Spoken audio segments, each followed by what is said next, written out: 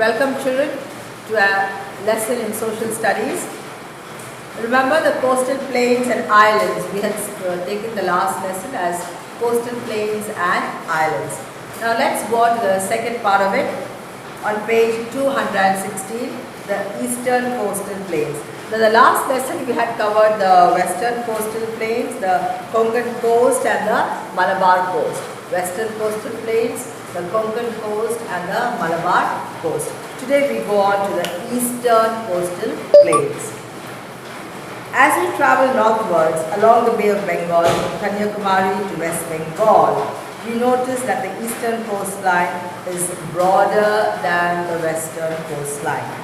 The southern part of this coastline that stretches from Kanyakumari to Simandra is called the Coromandel coast.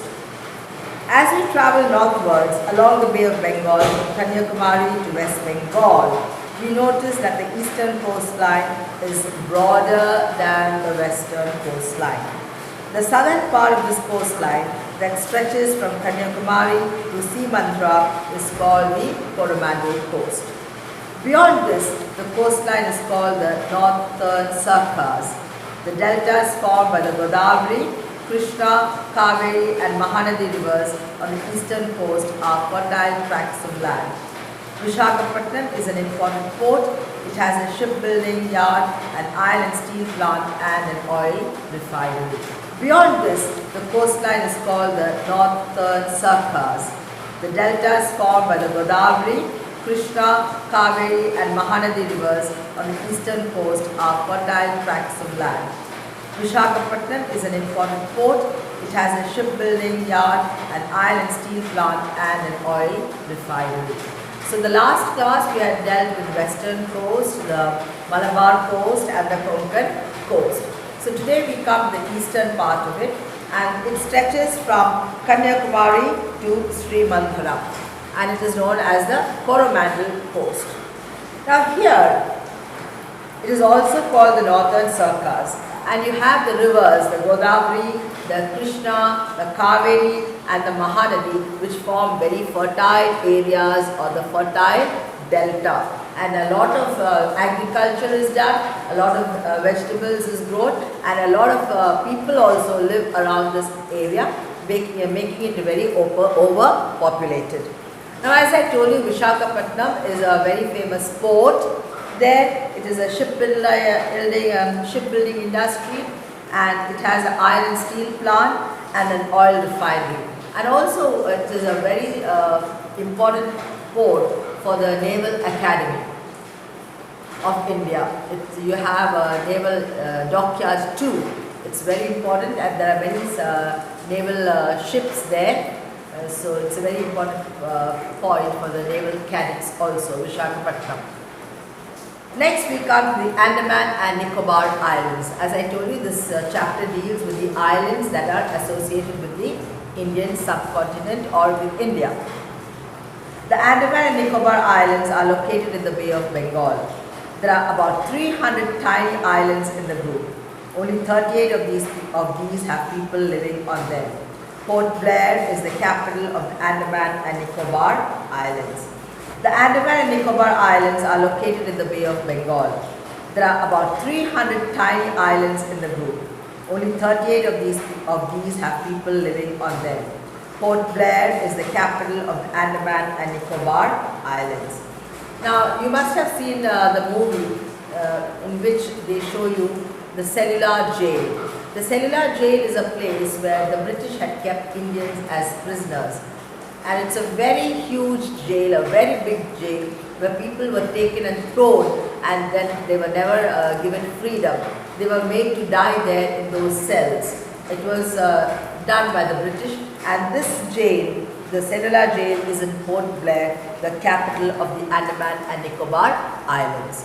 Now this Andaman and Nicobar Islands, there are 300 islands, but you know only 38 of them are habituated or people live only in 38 of them. The other islands have no people living on them.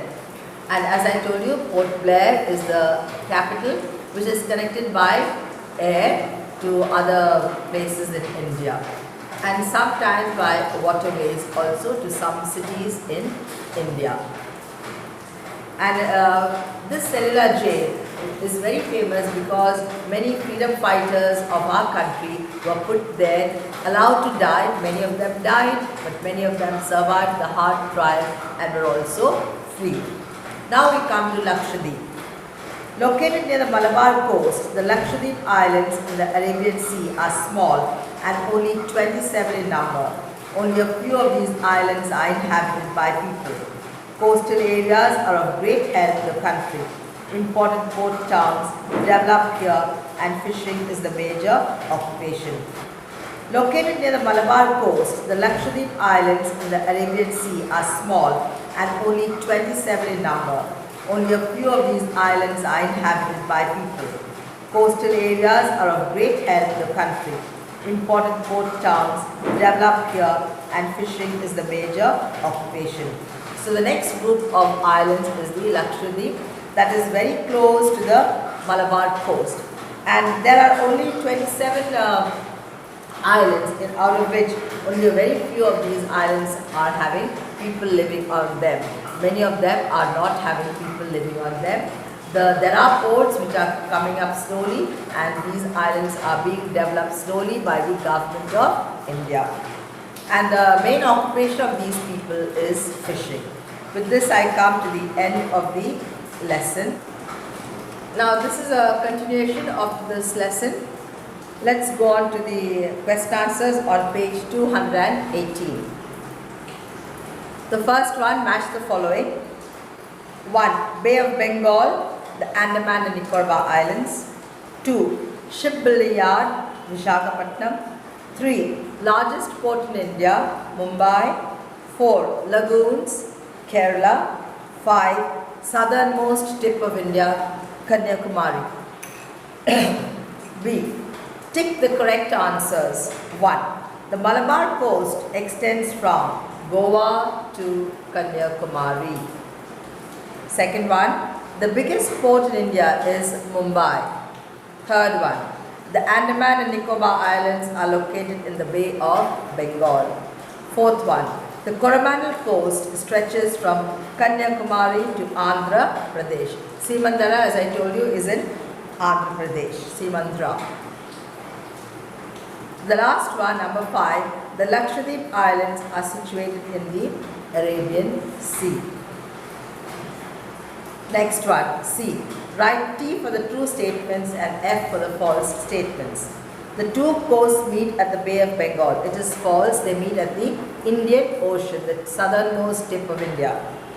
2. Important port towns develop along the coastline. Very true. Third one, the western coastline is bound by the Arabian Sea on the west. True. Fourth one, the coastline of the Konkan coast is broad. No, it's very narrow. It's false. Fifth one, the Gujarat coast has several lagoons. False. It is in Kerala. That is the other side, the opposite coast. D. Answer the following questions. The western borders of which states form the western coastline? That is the states of Maharashtra, Goa and Karnataka. Next one, 2. What is a lagoon? Where do you find lagoons in India's coastline? Now lagoons are small shallow ponds of saltwater lakes or saltwater ponds that are cut off from the sea and go right inside the mainland. They are not connected to the sea, they are just cut off from the sea.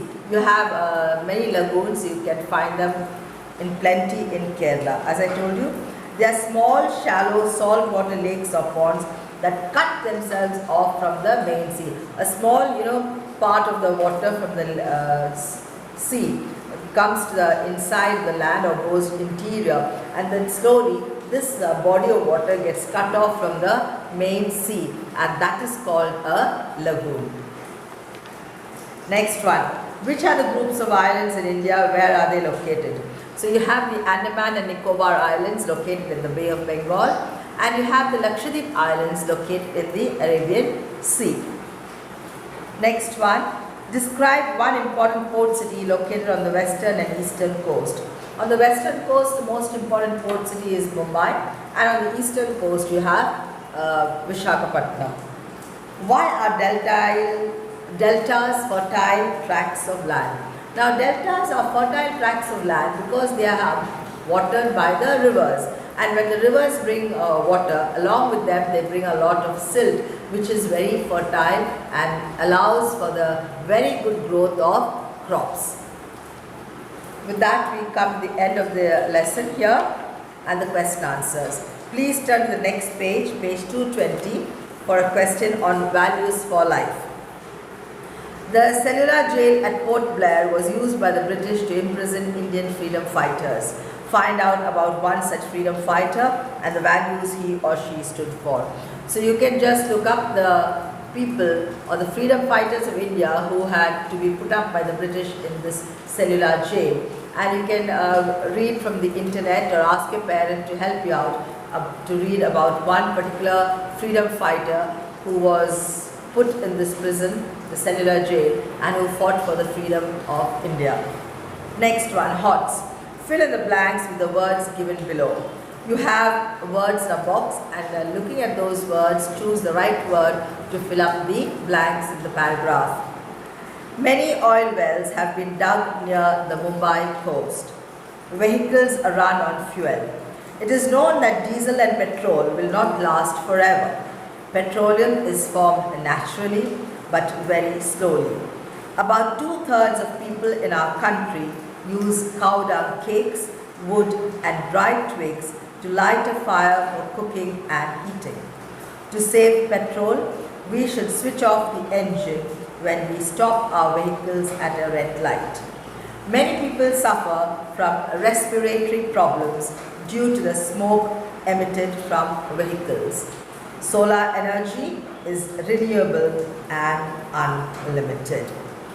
So I want you to do the following: A, B and C and D in the notebook. I repeat, please do A, B, C and D in the notebook and send to the school WhatsApp number. Thank you.